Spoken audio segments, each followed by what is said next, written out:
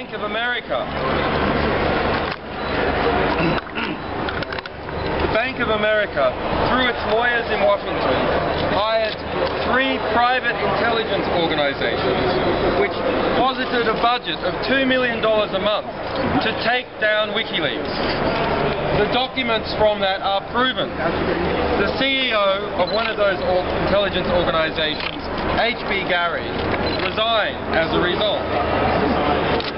And where is the FBI investigation into private intelligence organizations operating on behalf of titanic banking interests like the Bank of America? Those papers, those policies by H.B. Gary, produced on behalf of the Bank of America, said that they should hack into WikiLeaks, that they should hack journalists who were supportive of WikiLeaks, that they should create division and discord, that they should submit fabricated documents to WikiLeaks in order to destroy its credibility. Where is the FBI investigation into that? There isn't one.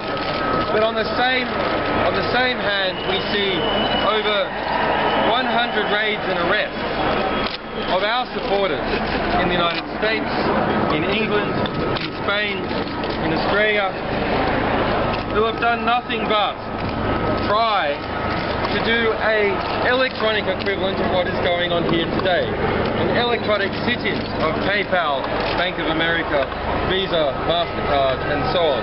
Those individuals are now facing dozens of years of jail as a result of demonstrating their electronic political dissent. And in a modern world, that cannot be tolerated. We cannot tolerate a world where our interactions have become electronic, and yet there is no effective right to gather. There is no effective right to demand redress in the way that these people here today are doing so in the physical world.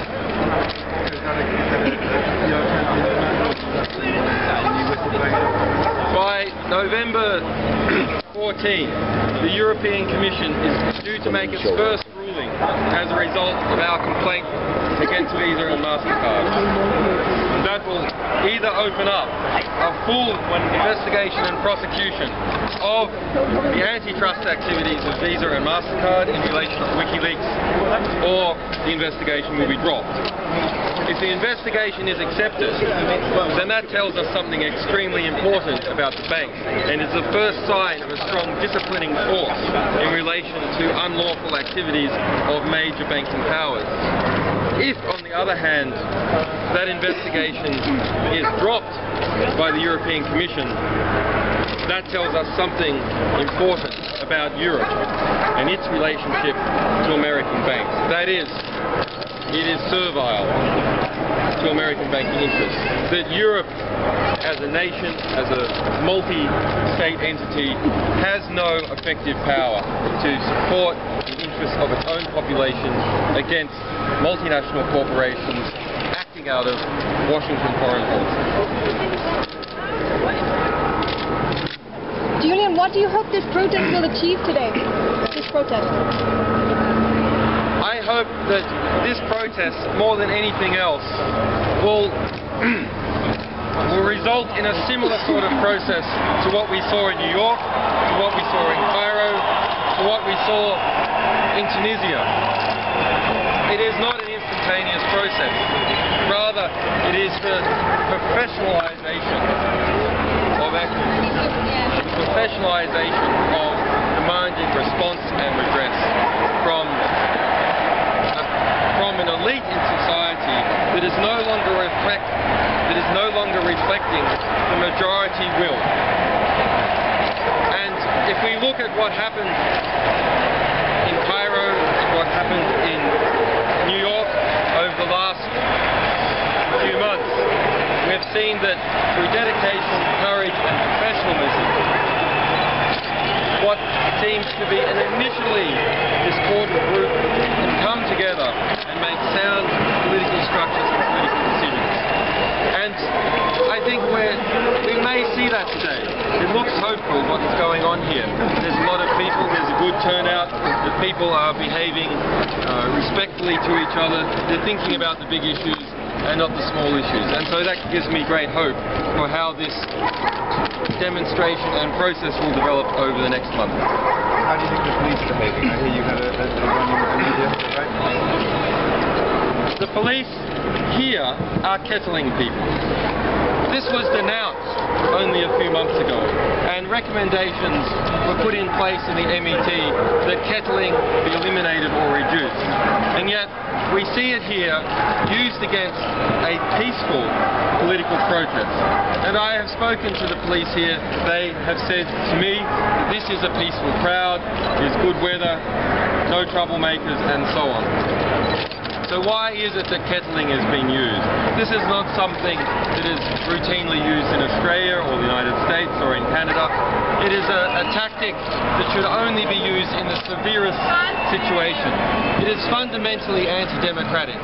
We have speakers here and a well-behaved crowd trying to listen to them, engaging in an assembly, a basic democratic process, and yet others have been kettled away from them. The crowd is not so large that there is any risk of stampede. The crowd is well behaved, it is daylight, no one is drunk, etc.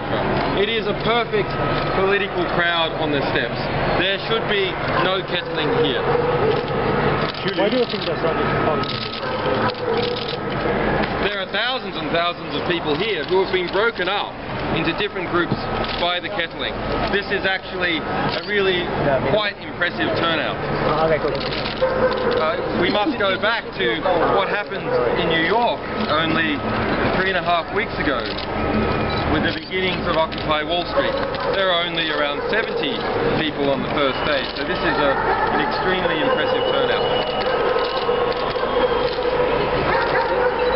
We perhaps can compare this great crowd with the turnout we saw for the 10th year of the Afghan war. The numbers here are substantially larger. This is an issue that clearly affects significant numbers of the British population, and they are willing, rightly, to turn up and make their sentiments known.